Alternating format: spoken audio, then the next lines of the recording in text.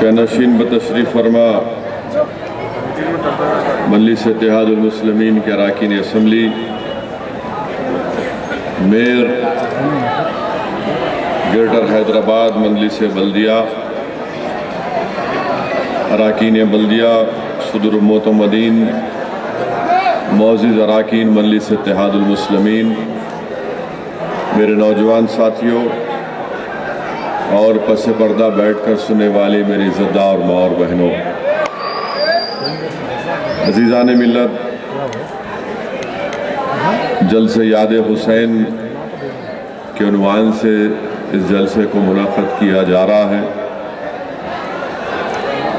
और मेरी आप तमाम से दबन गुजारिश है कि ज़रा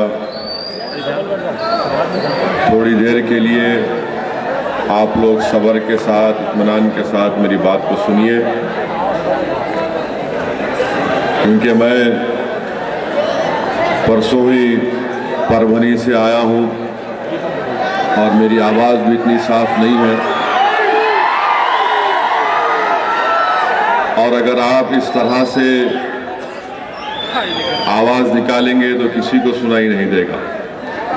तो इसलिए बेहतर ये है कि जो लोग दूसरों से खामोश रहने के लिए कह रहे हैं वो एक आधे घंटे के लिए खुद खामोश रहें और गैर ज़रूरी चीख पुकार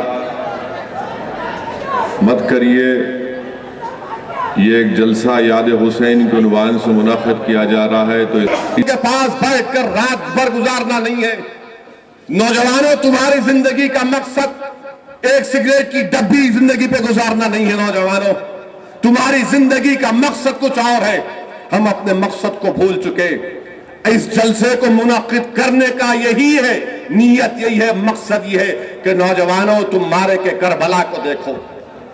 नौजवानों, मारे के करबला को देखो कि कैसे इमाम हुसैन ने हक की सरबुलंदी के लिए अपना सब कुछ कुर्बान कर दिया। सब कुछ कुर्बान कर दिया इमाम हुसैन ने। इमाम हुसैन की रूह हम तमाम को पुकार कर कह रही है। वाक़यात में आया, अज़ीज़ान मिल्लत, मुझे याद आ रहा है कि जब इमाम हुसैन के फर्जंद शहीद हो गए और जब आपने अपने फर्जंद की लाश उठाकर अपने खैमे के तरफ आए तो आपकी साहबजादी ने अपनी फूफी हजरत ज़ैनब से कहा कि अब्बा जान बूढ़े हो गए। आपके फर्जंद का शहीद होना इतना बड़ा गम था कि उस गम को आप नहीं बर्दाश्त कर सके। पूरे आपके सर के बाल मुबारक सफेद हो गए। अजीजान मिल्लत, याद रखो नौजवानों, याद रखो नौजवानों, दीन इस्लाम को नुकसान यकीनन यहूदी नसरानियों से, मुशरिकीन से पहुंचा, मगर दीन इस्लाम को सबसे बड़ा नुकसान मुनाफिकीन से पहुंचा। नौजवानों, सुनो मेरी इस बात को, सुनो मेरी इस बात को कि दीन इस्लाम को नुकसान मुनाफिकीन से पहुंचा। यजीद क्या था? यजीद इस्लाम का इनकार नहीं करता था। यजीद इस्लाम का इनकार नहीं करता था। यजीद दिखावे को नमाज भी पढ़ता था, इस्लाम के नाम पर बैत भी लेता था दिखावे खातिर।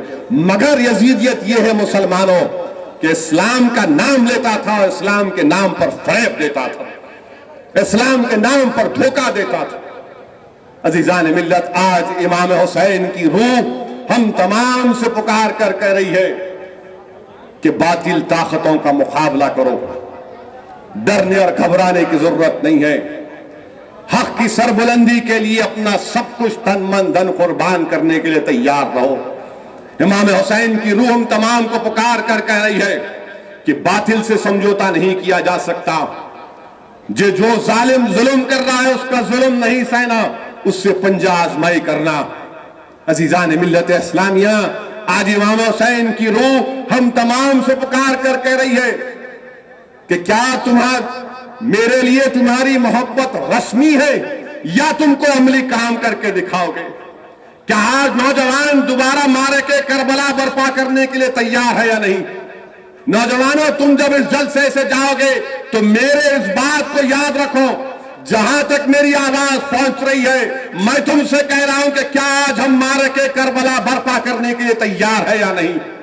या सिर्फ जबानी तौर पर, रस्मी तौर पर इमाम हुसैन से मोहब्बत के दावे करेंगे? दरियाए फरात का किनारा नौजवानों जो अहले बैत के खून से लाल हुआ, वो आज तुमको पुकार कर कह रहा है कि क्या आज तुम जालिमों से, दीन के दुश्मनों से मुकाबला करने के लिए तैयार हो या नहीं। वो खैमा जो ज़ैनब, हजरत ज़ैनब का उजड़ गया, वो हमसे पुकार कर कह रहा है। वो करबला की जमीन के वो कंकरियां आलम इस्लाम को पुकार कर कह रही है कि जिस सरजमीन पर अहले बैत और इमाम हुसैन का खून गिरा, क्या वो कौम आज दोबारा मारके करबला बर्पा करने के लिए तैयार है या नहीं। वो दरियाए फरात का किनारा, वो अली असगर और अली अकबर का खून तुमसे सवाल कर रहा है कि क्या तुम मस्जिद अक्सा की बाजियाबी के लिए नौजवानों अपना सब कुछ तन मन धन कुर्बान करने के लिए तैयार हो या नहीं। यही एक पैगाम है, इसको समझने की जरूरत है। और याद रखो, यजीदियत इत्तिहाद को तोड़ने का नाम है, यजीदियत मुसलमानों को कमजोर करने का नाम है, हुसैनियत इस्लाम को मजबूत करने का नाम है, हुसैनियत इस्लाम की दीवारों को उठाने का नाम है। यजीदियत जहालत है, अंधेरा है, हुसैनियत इल्म है, हुसैनियत अमन है। यह समझने की जरूरत है। बहुत से लोग आएंगे, इस्लाम को नुकसान हमेशा मुनाफिकीन से पहुंचा। रसूलुल्लाह सल्लल्लाहु अलैहि वसल्लम की हदीस को याद करो नौजवानों, मस्जिद नबवी है, नमाज के लिए सफ खड़ी है और अल्लाह के रसूल सल्लल्लाहु अलैहि वसल्लम रहमतुल आलमीन इरशाद फरमा रहे, उखरिज फइन्नका मुनाफिक, उखरिज फइन्नका मुनाफिक। रसूलुल्लाह सल्लल्लाहु अलैहि वसल्लम कह रहे हैं कि ये मुनाफिक है, निकल, ये मुनाफिक है, निकल। नौजवानों, अपनी सफों में जो मुनाफिकीन है पहचानो इनको। बहुत से शातिर हैं, बहुत से डुप्लीकेट लोग हैं, बहुत से कुलाकियां मारने वाले हैं जो आ जाते हैं कि हम हमदर्द हैं मुसलमानों के, मगर इनके दिल में कोई हमदर्दी नहीं होती। ये यजीदियत के एजेंट हैं। यजीदियत तो सुबह क़यामत तक मुर्दा है, हुसैनियत सुबह क़यामत तक जिंदा है। यजीदियत के परचम कभी नहीं चलने वाले, हुसैनियत के परचम सुबह क़यामत तक लहराते रहेंगे। मगर पहचानो इन लोगों को कि मारके करबला से दर्श मिलता है नौजवानों कि नवासे रसूल पर हमला करने वाले मुसलमान, तलवार उठाने वाले मुसलमान, और ये भी नहीं देखे कि ये नवासे रसूल सल्लल्लाहु अलैहि वसल्लम मस्जिद नबवी में आका खुतबा दे रहे हैं और ये नवासे रसूल आ जाते हैं तो खुद मिंबर से रसूलुल्लाह सल्लल्लाहु अलैहि वसल्लम उतर जाते हैं, गोद में उठा लेते हैं नवासों को। ये भी नहीं देखे जालिम कि वो रसूलुल्लाह सल्लल्लाहु अलैहि वसल्लम सजदे में है और इमाम हुसैन आप पर रसूलुल्लाह सल्लल्लाहु अलैहि वसल्लम के जिस्म मुबारक पर बैठ जाते हैं तो आक़ाए दो आलम सल्लल्लाहु अलैहि वसल्लम अपने सजदे को तवील कर देते। ये भी नहीं देखे कि रसूलुल्लाह सल्लल्लाहु अलैहि वसल्लम अपनी जिंदगी में इरशाद फरमा दिया कि ये जन्नत के सरदार हैं और यही मुसलमान तीर बरसा रहे हैं, यही मुसलमान आले रसूल पर पानी बंद कर रहे हैं। नमाज का वक्त हो गया तो इमाम हुसैन के इक़्तिदा में आकर नमाज पढ़ते और फिर उन पर हमला करते। हमको नुकसान हमेशा मुनाफिकीन से पहुंचा। इनको अपनी सफों से निकालो, इन जालिमों को पहचानो। ये यजीद के एजेंट हैं, ये वक्त के मीर जाफर और मीर सादिक हैं। जब तक कौम इन लोगों को दूर नहीं करेगी, हमेशा अगर कामयाबी की तरफ जाते तो ये पीछे से हम पर वार करते। ये तमाम जालिमीन से हमको होशियार रहने की जरूरत है। अजीजान मिल्लत इस्लामिया, मारे के करबला से एक और दर्स हमको मिलता है। क्या मिलता है? कि अल्लाह की राह में शहादत। अजीजान मिल्लत इस्लामिया, नौजवानों, तुमको समझाने के लिए समझा रहा हूं, तुमको समझाने के लिए समझा रहा हूं। अगर किसी का ऑपरेशन होता है, मिसाल के तौर पर आपका हाथ टूट गया, हड्डी को जोड़ना है या राड डालना है, खुदा ना खास्ता अगर किसी का होता है, तो पेशेंट को तकलीफ नहीं होने के लिए डॉक्टर एनेस्थीसिया का इंजेक्शन देता है कि उस मुकाम को सुन्न कर दिया जाता और तुम बेहोश हो जाओ। उसके बाद हड्डी को काटा जाता, ऑपरेशन होता, सब करते। मगर यहां पर क्या बतलाया जा रहा है कि जो दीन की राह में अपना सब कुछ कुर्बान कर देता है, सब कुछ कुर्बान कर देता है, उसके जिस्म से उसका सर निकाल दिया जाता है या उसके जिस्म के लुथड़े अलग किए जाते हैं, उसको कोई तकलीफ नहीं पहुंचती। रसूलुल्लाह सल्लल्लाहु अलैहि वसल्लम ने फरमाया कि जो अल्लाह की राह में अपनी जान को कुर्बान करता है उसके जिस्म को कोई तकलीफ नहीं पहुंचती। इतनी तकलीफ पहुंचती है जितनी जैसा चूंटी तुमको काटती। और जो अल्लाह की राह में अपना सब कुछ कुर्बान कर देते हैं, अपनी जान को कुर्बान कर देते हैं, याद रखो नौजवानों, याद रखो नौजवानों, उनके दिल में अल्लाह उसके रसूल की बेपनाह मोहब्बत होती है। वो रसूलुल्लाह सल्लल्लाहु अलैहि वसल्लम का दीदार कर लेते हैं तो ये तमाम तकालीफ उनको कोई माने नहीं रखती। और हदीस शरीफ में आया कि जब शहीद अल्लाह की बारगाह में जाता है शहीद होने के बाद, तो कहता है या अल्लाह कि मुझे तेरी जन्नत में वो मजा नहीं है जो मजा मुझे तेरी राह में शहीद होने में आया। अजीजान मिल्लत इस्लामिया नौजवानों, इसीलिए किसी शायर ने क्या खूब कहा कि शहादत है मतलूब मकसूद मोमिन, ना माले गनीमत ना किश्वर की शाही। नौजवानों, दीन इस्लाम की तारीख को पढ़ो, तुम्हारे सामने हमारे सामने जंगे बदर है, अहद है, हुनैन है, जंगे मुवत्ता है हमारे सामने, करबला। यहां पर तादाद कभी काम में नहीं आई, यहां पर तादाद कभी काम में नहीं आई। अगर अल्लाह वो जंगे मुवत्ता की जमीन को जबान देगा, उस दमिश्क की जमीन को जबान देगा, तो जमीन पुकार कर कहेगी कि लाखों रूमियों के सामने चंद हजार मुसलमानों ने उन पर गलबा हासिल किया। मारे के करबला हमसे क्या कह रहा है कि गर्दन कटाना ये तुम्हारी शिकस्त नहीं है, गर्दन कटाना, अपनी आल को कुर्बान करना, सब चीज अल्लाह की राह में कुर्बान करना, घर को उजाड़ना, ये कामयाबी, ये कामयाबी। और जब आले रसूल को कैदी बनाकर करबला से दमिश्क को लेकर गए, इमाम सज्जाद, इमाम ज़ैनुल आबिदीन ने, कैदी हैं, कमजोर हैं, बीमार हैं, आपके सामने आपके पूरे अफराद खानदान को शहीद कर दिया गया। नेज़े के ऊपर इमाम हुसैन के सर को लेकर जा रहे। इमाम हुसैन, इमाम ज़ैनुल आबिदीन ने अपनी फूफी की तकालीफ को देखा, मगर अपने किरदार के जरिए दुश्मन पर ऐसा तमाचा मारा और सारी कौम और नस्ल को पैगाम दिया कि इस दीन की सरबुलंदी के लिए, हक की सरबुलंदी के लिए, बातिल को शिकस्त देने के लिए, अगर तुम्हारा तन मन धन कटता है तो कटने दो, तुम्हारा घर बर्बाद होता है तो बर्बाद होने दो, मगर कभी भी बातिल से समझौता मत करो, तैयार रहो हमेशा दीन की सरबुलंदी के लिए। तो नौजवानों, आओ अपनी जिंदगी में एक इनकलाब को बर्पा करो, अपनी जिंदगी को बदलो। नौजवानों, ये तुम्हारी जिंदगी का मकसद नहीं है, तुम्हारी जिंदगी का मकसद दीन की सरबुलंदी, तुम्हारी जिंदगी का मकसद माशरे की बुराइयों का खात्मा, तुम्हारी जिंदगी का मकसद अपने घर को जन्नत का हिस्सा बनाना, तुम्हारी जिंदगी का मकसद यह है कि हर बुराई का खात्मा करना। और हमारा नौजवान कैसा है, क्या करते हैं हमारे नौजवान? अजीजान मिल्लत, सर शर्म से झुक जाता है जब आज से 4 दिन पहले राजेंद्र नगर में हमारी एक 8 साला बच्ची को रेप करने की कोशिश की गई। 8 साला बच्ची को रेप करने की कोशिश की गई। कौन कर सकता है बताओ आप? ये क्या इसको आप इंसान बोलेंगे? मुसलमान छोड़ो, क्या इसको आप इंसान बोलेंगे?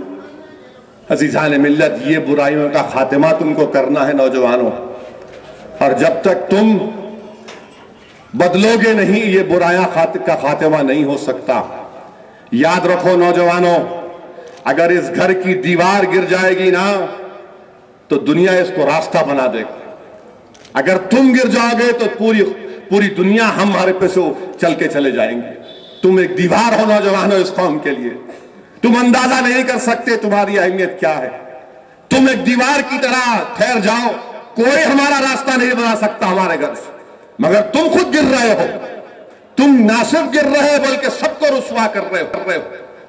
उठो नौजवानों, अपनी जिंदगियों में एक इनकलाब को बर्पा करो।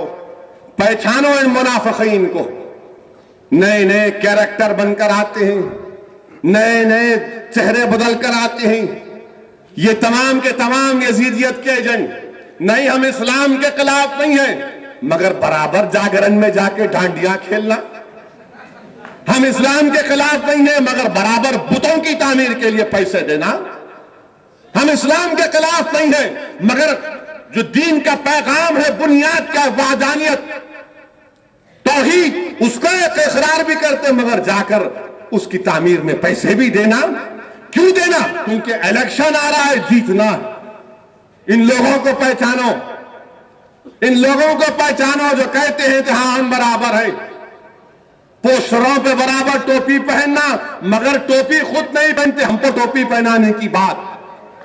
तो इन लोगों से होशियार रहना अजीजान मिल्लत, इन लोगों से होशियार रहना, इन लोगों से होशियार रहने की बहुत जरूरत है। बताइए, अखीर इलेक्शन के लिए तुम अपनी तौहीद, अपनी खुदा दीन की वहदानियत को छोड़ते हो। ला हौल वला कुव्वत। तुम जाकर बैठते हो उनके सामने, कुल जाकुल बातिल भूल गए तुम, मगर नहीं है, मंजलिस को हराना है, इलेक्शन जीतना है, तो किसी से भी हाथ मिला लेंगे। अगर शैतान आके बोलेगा मेरे से तू लपट जा, तो उसको भी लपेट लेंगे। ना सिर्फ लपेट लेंगे बल्कि उसको अब्बा कहेंगे। ये उनके बच्चे हैं, ये इब्लीस के मम्मी डैडी के बेटे, जो कौम से मोहब्बत के झूठे दावे 4 साल तक नजर नहीं आए। अब आ गया 6 महीने का इलेक्शन सीजन, तो कीड़ों की तरह निकल रहे जमीन से। याद रखो, तुमको कुचल के रखेंगे, तुमको कुचल के रखेंगे, तुम्हारी एक एक चीज को बताएंगे। इनको कोई मोहब्बत नहीं, कोई कामकाज नहीं, 4 साल नजर नहीं आए। गड़बड़ हुई हैदराबाद में तो मंजलिस दौड़ती है। यकीनन हम में कमजोरियां हैं, मैं नहीं कह रहा हूं गलती नहीं की है, मगर हमारे अखलास की बुनियाद पर हमने काम किया। यकीनन हमने काम किया और काम करते रहेंगे। अगर मैं कल जाकर तबरेज के घर में खड़े रह के बोलूंगा तबरेज, हो सकता है कि मेरे मंजलिस के रुफ़ाओं से कोई गलती होगी, मगर मेरा हक तुम पर बनता है, मेरा हक तुम पर बनता है, और मुझे इस बात को खुलकर कहना है कि हाँ, मैं तबरेज का हाथ पकड़कर कहूंगा कि और तो मेरे को देना पड़ेगा। ये मेरा हक बनता है तबरेज के ऊपर, और मैं क्यों ना लूं? हम पे इल्जाम लगाते, मजहब के नाम पे लेते, अल्लाह के नाम पे लेते, हो अल्लाह के नाम पे लेते, इसके नाम पे लेंगे, शैतान के नाम पे लेंगे, बुतों के नाम पे लेंगे, डांडिया खेल के वोट लेंगे, तौहीद को छोड़ के वोट लेंगे, खुदा की वहदानियत का इकरार छोड़ के वोट लेंगे, यजीद के नाम पे लेंगे, मीर जाफर, मीर सादक के नाम पे लेंगे, नहीं लेंगे। अल्लाह के नाम पे लेते आए, अल्लाह के नाम पे लेंगे। वो देने वाला इन्हों क्या देते, इन्हों क्या देते? ये इनके चमचे 4 साल के बाद प्यारे आ गए, मैं टोपी पहना मिर्जा गालिब बन गए। बराबर इनको बहुत अजीब व गरीब बहुत से कहानियां हैं। इंशाअल्लाह ताला जब वक्त आएगा, अभी तो खाली फर्स्ट इंस्टॉलमेंट है, जब वक्त आएगा बहुत सी बातें बताएंगे। मगर अजीजान मिल्लत, अहम बात मैं इस जलसे का, इस जलसे के जरिए से यही बताना चाहूंगा आप लोगों से, वो ये है अजीज दोस्तों कि हमारी रियासत को तोड़ने की बात मजलिस इत्तेहादुल मुस्लिमीन ने एक मौका अख्तियार किया। हम शुरू से बोल रहे कि मत तोड़ो आंध्र प्रदेश को। हमने यही कहा कि तोड़ना है तो हैदराबाद पे कोई कॉम्प्रोमाइज नहीं, ये लिख कर दिया हमने। चाहे प्रणब मुखर्जी कमेटी हो, श्री कृष्णा कमेटी हो, पार्लियामेंट में खड़े होके बोला। अब आप तोड़ने की बात कर रहे, आप तोड़ रहे, आप जिम्मेदार। कल के दिन बीजेपी मजबूत होगी, आप जिम्मेदार। आरएसएस अपना एजेंडा अमलावरी पर इंप्लीमेंटेशन करेगी, आप जिम्मेदार। एक बात याद रख लो कि मैं इन लोगों से डरने वाला नहीं हूं। अगर मैं कह रहा हूं आरएसएस और बीजेपी तो हमारे मुखालिफिन बोल रहे खामखा डर दिला रहे, डर नहीं दिला रहा हूं मेरे भाई।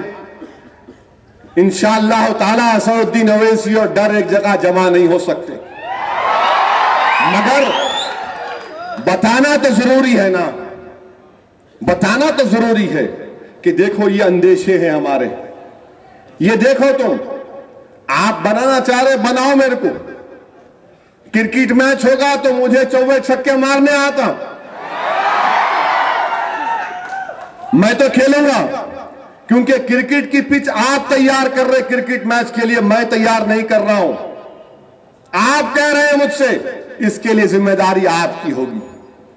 दूसरी बात यह है, मजलिस ने कहा कि हैदराबाद पर कोई कॉम्प्रोमाइज नहीं होगा। हमारे यूनियन मिनिस्टर, आज अखबार में आया, वहां के यूनियन मिनिस्टर बोल रहे कि 50,000 करोड़ हम हैदराबाद में खर्चा करें, इसलिए हैदराबाद को यूनियन टेरिटरी बनाना कहते। 50,000 आप खर्चा करें, आपके अब्बा खर्चा करें, या आपको डौरी में मिला 50,000 करोड़ खर्चा करेगा। क्या हैदराबाद की तारीख से तुम वाकिफ है? तुम्हारे घर में पानी नहीं था होगा जब यहां की रोडों को पानी से धोते थे, तुम्हारे घर में लाइट नहीं था, चिरागा थे। हैदराबाद में, हैदराबाद वाहिद सिटी था सारे हिंदुस्तान में जिसका एक अलहदा पावर प्लांट था। तुम लोग ट्रेन की आवाज सुने नहीं होंगे, हमारे पास हैदराबाद की ट्रेन सर्विस थी। तुम्हारे पास टेलीफोन नाम की सोच नहीं थी होंगी, हमने टेलीफोन को इजाद किया। तुम्हारे पास कुछ नहीं था तो हमने 4 मीनार बनाया। तुम्हारे पास खंडेर था तो हमने किले गोलकुंडा बनाया। तुम्हारे पास बैठने को कुर्सी नहीं थी तो हमने फलकनुमा पैलेस बनाया। तुम्हारे पास पहनने को कपड़ा नहीं था तो हमने यहां पर मिल बनाई, आजमजाई मिल। ये हमारा कारनामा। अब मुंह खोल के बोलना पड़ रहा, तुमको जवाब देना पड़ रहा। 50,000 करोड़ इन्हों खर्चा करे, इसलिए यूनियन टेरिटरी बनाना। अरे चिरंजीवी आओ तुम, नहीं यहां पे कहीं को, अब तो मैं बोलूंगा कांग्रेस पार्टी को, चिरंजीवी को जगन के खिलाफ लड़ाओ कड़पा में, वहां लड़ो। ट्रेन में बैठ के निकले थे, कहां गई, गारत हो गई ट्रेन में, बड़े पुकारा करे, चुक चुक चुक चुक। हम बोले डबल रोटी 26 पैसे देने वाला है इन्हें, 26 पैसे में देने वाले इसकी ट्रेन का, ट्रेन बीच में जाके रुक गई, पटरियां खत्म हो गए। यहां आए थे, हम बोले केर को क्या, तेरी ट्रेन तेरी पटरियों को हम गायब कर देंगे, गायब कर दिया। अब कहां गई ट्रेन? वो वहां बैठ के बोल रहा हूं, नहीं हम दिए 50,000 करोड़ रुपये। बाबू आप कहां के? हैदराबाद के। ना बाबू हैदराबाद के, ना ये चिरंजीवी हैदराबाद का, ना कोई हैदराबाद के, मगर हैदराबाद हमारा, हमारे को हैदराबाद। अरे क्या हैदराबाद यतीम हो गया? नहीं, हैदराबाद हमारा है। अच्छा कैसा है आपका हैदराबाद? किस बुनियाद पे आपका हैदराबाद है भाई? ना आप यहां के ना वहां के। नहीं हैदराबाद हमारा, अरे सबका है हैदराबाद, मगर अगर तुम हमारा बोले तो फिर मेरे को बोलना पड़ेगा, 400 साल की तारीख को बयान करना पड़ेगा। अब इन्हों क्या बोलते, बागमती कहां है बागमती? आज अखबार में आया, हमारे कोई सफीउल्लाह साहब, उन्होंने पूरा प्रूफ कर दिए बागमती नाम की कोई चीज ही नहीं थी। ये यहां के लोग बोलते क्या, वो कुली कुतुब शाह जो है उनकी मोहब्बत में वो पुल क्रॉस करके जाते थे। अब तहकीक के बाद ये मालूम हुआ कि उनकी उम्र, जिस वक्त वो पुराना पुल बना, उनकी उम्र सिर्फ 9 साल की थी। कहते उन्होंने 9 साल की उम्र में लाइटिंग कर रहे थे। अरे क्या झूठ है रे भाई, क्या झूठ है भाई। नहीं बागमती, अरे कहां की बागमती, किधर की बागमती? नहीं इसलिए नहीं, आज तहकीक हो गई ना, आज क्रॉनिकल में आया, देखो आप हिंदू या क्रॉनिकल में आया, तफीउल्लाह साहब ने प्रूव कर दिया कि कोई किस्सा नहीं है ऐसा। नहीं मगर हैदराबाद का नाम बदलना ना, अरे जो खुली कुतुब शाह हजरत अली हैदर कर्रार के नाम से शहर की बुनियाद रखी, इन्हों बोलते नहीं भागमती, भाग्यनगर। अरे कहां का भाग्यनगर? क्या भाग्यलक्ष्मी लॉटरी उठी तुम लोगों को? नाम बदल देंगे, नाम बदल देंगे। हुसैन सागर नहीं, विनायक सागर। हाँ ये कहां से आया बाबा? निजामाबाद नहीं, इंदूर नगर। अरे ये कहां से आया? हर जगह का नाम बदल देंगे। इन्हों नाम बदलना चाह रहे, इन्हों बोल रहे मेरा हैदराबाद। अरे किसका हैदराबाद? कहां का हैदराबाद? सब इनका बोल रहे हमारा है, हमारा है, हम करे, हम करे, हम करे। हम कुछ भी नहीं करे शायद, हम करेंगे मुल्क। अगर अब ये दावे चलेंगे तो फिर दावे हम भी पेश करेंगे, बहुत से दावे पेश करेंगे, ऐसे ऐसे दावे पेश करेंगे कि तुम्हारी जबान नहीं चलेगी, तुम कान मुंह को हाथ लगा के बोलेंगे अब्बा अब्बा वोट बोले, नहीं बोल सकते। हम नहीं करना चाह रहे हो। हैदराबाद सबका है, हैदराबाद रायलसीमा के लोगों का है, हैदराबाद आंध्रा के लोगों का है, हैदराबाद हैदराबादियों का है, हैदराबाद हिंदुस्तान का टूट हिस्सा है, मगर हैदराबाद का दिल मेरा है। हैदराबाद का दिल जो हो मेरा है, हैदराबाद की जो तहजीब है वो मेरी है, हैदराबाद का जो तमद्दुन है वो मेरा है, सब चीज मेरा है। मगर आप बोल रहे आपका है, आप 50 अचीनों कहते मेट्रो लेके आ रहे तो उसको खर्चा करे। मेट्रो गवर्नमेंट का नहीं है, प्राइवेट है, भूल गए क्या? क्या तुम्हारा शेयर नहीं मिला LNT से? इस वास्ते दावे कर रहे। मेट्रो लेके आए, कहते एयरपोर्ट बनाए, एयरपोर्ट बनाए तो क्या एहसान करे? एक्सप्रेस वे बनाए तो क्या एहसान करे? आप क्या एहसान कर रहे? क्या हिंदुस्तान तरक्की नहीं करना? तुम ये बोलना चाह रहे कि तुम एहसान करे, अरे तुम्हारी जरूरत नहीं है, तुम नहीं भी है तो हैदराबाद तरक्की करता था। अब बोल रहे नहीं, अरे हैदराबाद वो फुला दिए। अरे बल्दिया को हम चला के बता सकते, दो हमारे को पूरा पैसा दो हमको बल्दिया को, हम बताते। 1500 करोड़ का 2000 करोड़ खरीद का बजट बल्दिया का, पैसे नहीं निकलते, पैसे नहीं निकलते बल्दिया के। मगर इन्हों बोल रहे हैदराबाद हमारा, इन्हों बोल रहे हैदराबाद। चंद्रबाबू नायडू बोलते मैं हैदराबाद बनाया। क्या बनाया बाबू आप? मैं हाईटेक सिटी बनाया। अच्छा हाईटेक सिटी बनाए, और क्या करे आप? मैं बिल क्लिंटन को बुलाया, एहसान करे। आप बोले तो आया उन्हें। मैं बिल गेट्स को बोला, माइक्रोसॉफ्ट अगर हैदराबाद में है तो फायदा हो रहा बोल के है, ओरेकल का अगर ऑफिस है तो फायदा हो रहा बोल के है, फेसबुक का ऑफिस है तो फायदा हो रहा बोल के है, तुम्हारी वजह से नहीं है।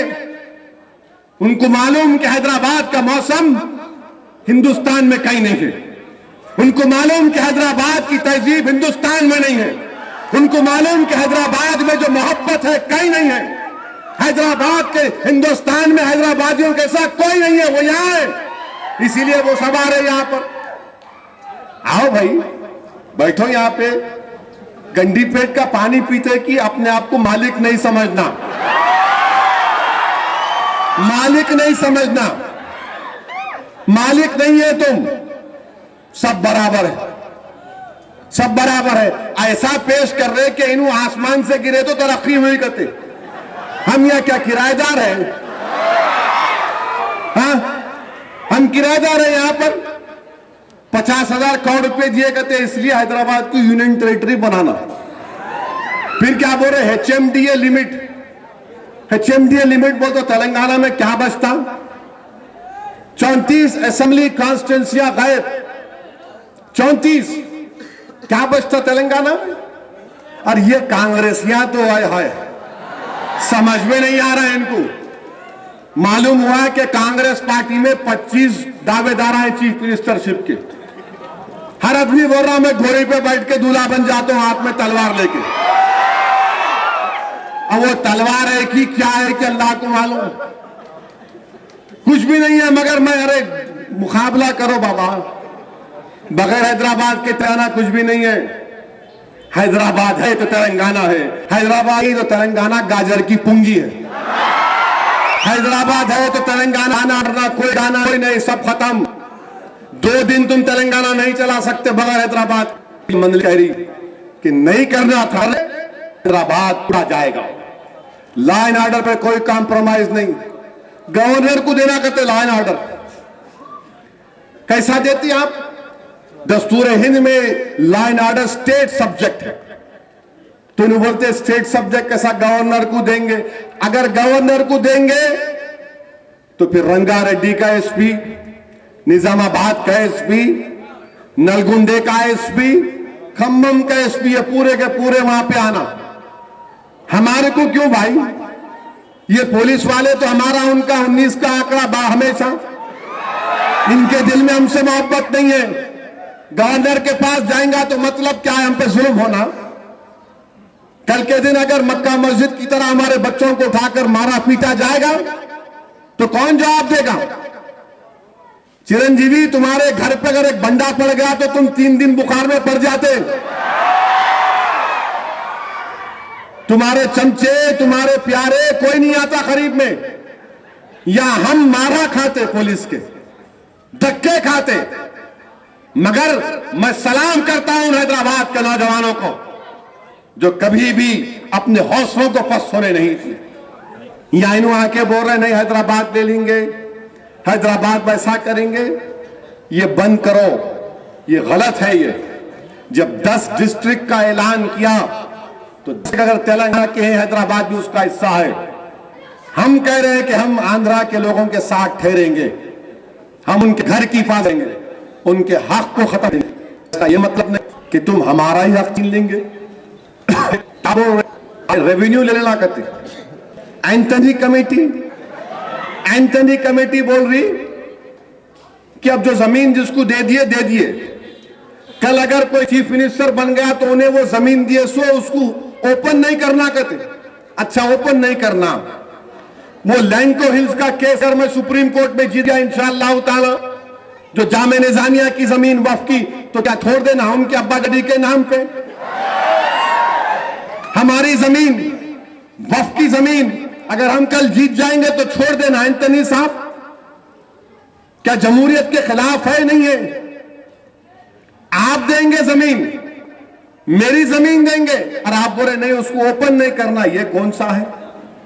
वो रविकांत का थे, सीआरपीएफ का चीफ थे, उन्होंने हैदराबाद को आए, उन्होंने जाके पुलिस वालों से मिले। हेज्जे दोर्रा, अंजनेय रेड्डी, इनसे मिले। उन्होंने बोले नहीं है, लॉ एंड ऑर्डर ले लो। कई को लेना लॉ एंड ऑर्डर? क्या तुमको भरोसा नहीं है? तुम इसलिए लॉ एंड ऑर्डर लेना चाह रहे क्योंकि मुसलमान यहां पर है? हिंदुस्तान में कहीं पर भी लॉ एंड ऑर्डर नहीं लिया गया। अगर झारखंड बना तो लॉ एंड ऑर्डर किसके पास था? छत्तीसगढ़ बना तो लॉ एंड ऑर्डर किसके पास था? उत्तराखंड बना तो लॉ एंड ऑर्डर किसके पास था? आप यहां पर बनाए। और कैसा कैपिटल? ज्वाइंट कैप, कॉमन, कहां का कॉमन कैपिटल?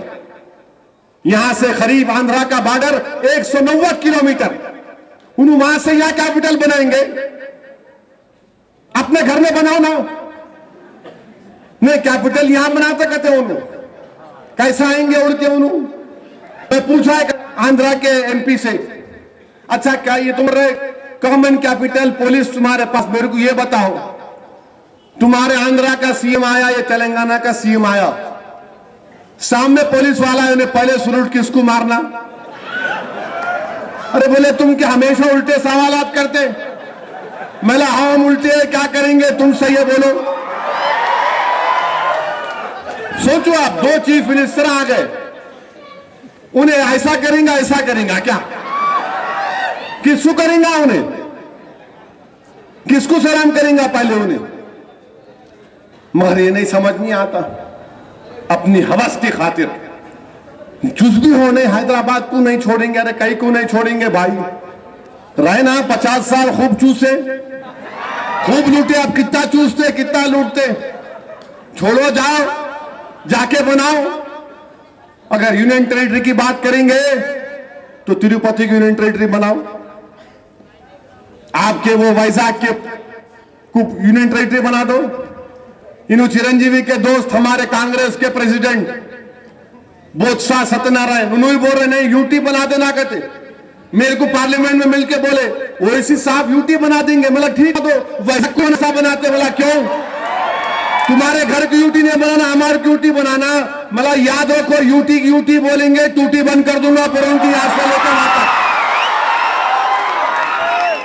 कल तेलंगाना को वैजाग के पे कश्ती आएंगी, सामान नहीं लाना पड़ेगा। यहाँ पे काकीनाडा पोर्ट से नहीं आएंगे, लैंडलॉक एरिया है तेलंगाना का, बात पोर्ट ही नहीं है, सी पोर्ट ही नहीं है। नहीं, ये यूटी आप बना दो, नहीं बना सकते यूटी। और मैं तो कहूंगा कि कांग्रेस के जो या तेलंगाना के मिनिस्टर हैं जो दूल्हा बनने की तैयारी कर रहे हैं, एक एक आदमी नया नया सफारी सियारा करते, अम्मा दिए तो मैं बन जाता हूं। मेरे को फोन करके बोल रहे, मेरे को मिलके बोल रहे असद साहब और आप भी सिफारिश करो। मैं बोला सिफारिश में से, मगर हैदराबाद के बारे में कॉम्प्रोमाइज मत करो। ये तेलंगाना की आवाम से नाइंसाफी बच्चों की, तो 700 बच्चे जो खुदकशी करके मर गए तेलंगाना पर, तुम उनके घर वालों को दे रहे। और सबसे बड़ा जुल्म अगर कोई करेंगे तो यही कांग्रेस के हैदराबाद के ऊपर कॉम्प्रोमाइज करेंगे। तुम उन बच्चों की कुर्बानी को रायगा जाने दे रहे हो जिन्होंने तुम्हारी खातिर खुदकशी की, मगर हैदराबाद के बारे में मिलना चाह रहे। इंशाअल्लाह ताला बड़ा तारीख को मजलिस इत्तेहादुल मुस्लिमीन जाएगी, हम अपना मौक़िफ़ पेश करेंगे, हमारा मौक़िफ़ है। और हम हुकूमत हिंद से मुतालबा करेंगे कि हमारे जो मौक़िफ़ है उसको देखा जाए। हैदराबाद हमारा है, हैदराबाद में हम रहे, हैदराबाद हमारे, मगर हैदराबाद पे कॉम्प्रोमाइज ये गलत बात है। तेलंगाना नहीं जिंदा रहेगा। GHMC लिमिट कहते, HMDA limit, urban agglomeration area, क्या तमाशा है ये, क्या कर रहे हैं लोग। और याद रखो, ये तमाम तबाही और बर्बादी की निशानियां हैं। ना सेकुलरिज्म जिंदा रहेगा, ना तरक्की होगी। बहरहाल अजीजान मिल्लत, आपको और हमको मुत्तहिद रहना। नगर में देखो क्या हो रहा, मुजफ्फरनगर में देखो आप, आज भी कैंपों में 70,000 मुसलमान, 70,000 मुसलमान, किसी के कान पे जू नहीं रेखते। मैं गया कैंपों में, ऐसे ऐसे चीजें देखा, कैंप में बयान नहीं कर सकता। सर्दी का आगाज हो चुका है, मौसम सरमा, और कैंपों में हमारे लोग जिंदगी गुजार रहे हैं।